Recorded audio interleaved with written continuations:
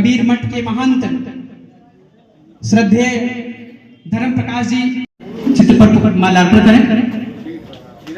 तालियों से स्वागत। एक बार ताली बजाते रहिए।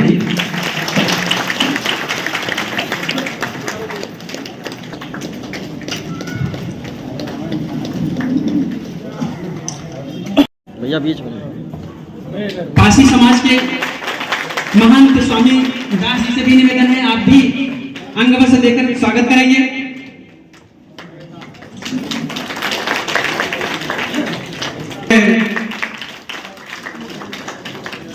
सामाजिक कार्यकर्ता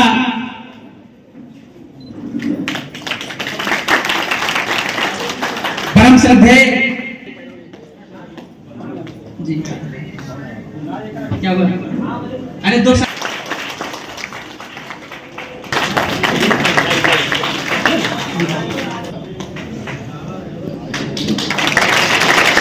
महंत गिरीश जी, ताली बजाते रहिए आप लोग।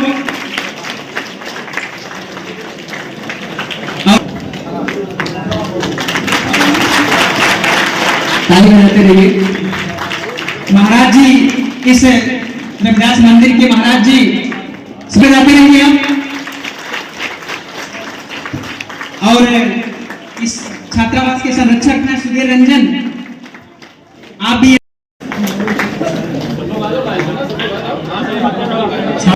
अंकित राव, क्लास के सभी विद्यार्थी क्रमबद्ध होकर आते रहेंगे। बाबा साहब अमर रहे, अमर रहे, बाबा साहब अमर रहे, अमर रहे, बाबा साहब अमर रहे, अमर रहे। शिरोमणि गुरु रविदास जी महाराज की जय, शिरोमणि गुरु रविदास जी महाराज की जय। जय जय जय जय जय जय जय भीम, जय भीम, जय भीम।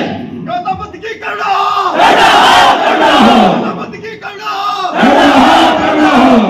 भारतीय संविधान जिंदाबाद, जिंदाबाद, जिंदाबाद। भारतीय संविधान जिंदाबाद, जिंदाबाद, जिंदाबाद।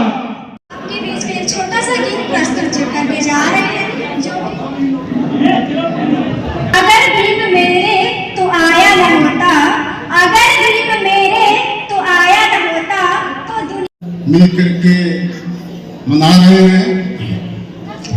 प्रिय बंधुओं, किसी भी महापुरुष का जन्म उत्सव इसलिए मनाया जाता है कि उस महापुरुष के द्वारा बताए हुए विचारों को जन जन तक पहुंचाया जाए और उनके विचारों में तीव्रता लाई जाए। इसीलिए किसी भी महापुरुष का जन्म उत्सव मनाया जाता है। बंधुओं, हमारे जितने भी महापुरुष हुए हैं, सभी महापुरुषों का एक ही विचारधारा है कि समाज में जो कुरीतियां हैं, बुराइयां हैं, समाज में व्याप्त असंतोष, कटुता, नफरत, असमानता, अज्ञानता, अंधविश्वास, अशिक्षा, आडंबर, छुआछूत, वर्ण व्यवस्था की विचारधारा को स्थगित करते हुए समाज में समरसता, समता मूलक विचारधारा स्थापित करना, जिसमें न तो जाति पाति छुआछूत, वर्ण व्यवस्था की कहीं भी गुंजाइश न रहे। बंधुओं, संतों ने समाज को एक जो दिशा दिया है कि समाज में एकता और शांति लाई जाए, तो बंधुओं, जितने भी संत लोग आए, सभी संतों का विचारधारा एक ही रहा है। गुरु रविदास जी का विचारधारा यदि आप देखेंगे तो गुरु ग्रंथ में 40 पद मिलते हैं। 40 पदों में अनेक पद हैं, उसमें से एक पद है बेगमपुरा। बेगमपुरा शब्द आया है आज के 600 वर्ष पहले गुरु रविदास जी ने पूरे विश्व को एक लोकतांत्रिक व्यवस्था वाला बेगमपुरा शहर बनाना चाहते थे। बेगमपुरा शहर का मतलब है किसी के जीवन में कभी भी कोई गम न आवे। बेगमपुरा शहर कर नाऊ और दुख अंदोह नहीं ते ठाऊं। जब हमारा पूरा विश्व एक लोकतांत्रिक व्यवस्था वाला, समरसता वाला, समतामूलक विचारधारा वाला बेगमपुरा शहर बन जाएगा तो फिर किसी के जीवन में कभी दुख आवेगा ही नहीं। ये गुरु रविदास जी पूरे विश्वास के साथ में कहते हैं, दुख अंदोह, अंदोह माने संशय, दुख आने का प्रश्न ही नहीं उठता है। दुख अंदोह नहीं ते ठाऊं, ना तस्वीस खिराज न मालूम। तस्वीस माने चिंता, फिर किसी के जीवन में किसी भी प्रकार की कोई चिंता नहीं रहेगी। सब लोग चिंता से मुक्त रहेंगे। खिराज न मालूम, मालूम माने होता माल, खिराज माने होता टैक्स, यानी जनता और जनता के माल पर किसी भी प्रकार का कोई टैक्स नहीं लगाया जाएगा। फिर आगे पंथ में गुरु रविदास जी कहते हैं, खौफ न खता न तरस जबालू। खौफ माने होता दहशत। उस लोकतांत्रिक व्यवस्था वाले, समरसता वाले, वसुदेव कुटुंबकम सर्वे भवन्तु सुखना वाले उस बेगमपुरा में खौफ, खौफ माने दहशत। किसी भी व्यक्ति को किसी भी प्रकार की कोई दहशत नहीं होगी। न चोरों से, न डकैतों से, न गुंडा माफियाओं से, न आदतन अपराधियों से, न आतंकवादियों से, न नक्सलवादियों से, किसी भी खूंखार अपराधियों से किसी भी प्रकार की कोई खौफ दहशत नहीं रहेगी। खौफ न खता, खता माना होता है गुनाह। कोई भी व्यक्ति किसी के साथ में किसी भी प्रकार का कोई गुनाह नहीं कर सकता है। किसी के साथ में किसी प्रकार की कोई गलती नहीं कर सकता है। गुरु रविदास जी के श्री चरणों में प्रणाम करता हूँ। आज उनकी 649वीं जयंती, 649 जयंती पे उनको सत सत नमन करता हूँ, अभिनंदन करता हूँ। और उनके अनुयायियों को, यहाँ पर पधारे हुए सभी लोगों को उनके जन्म दिवस की बहुत बहुत मंगल कामना करता हूँ। आप सबको बधाई देता हूँ।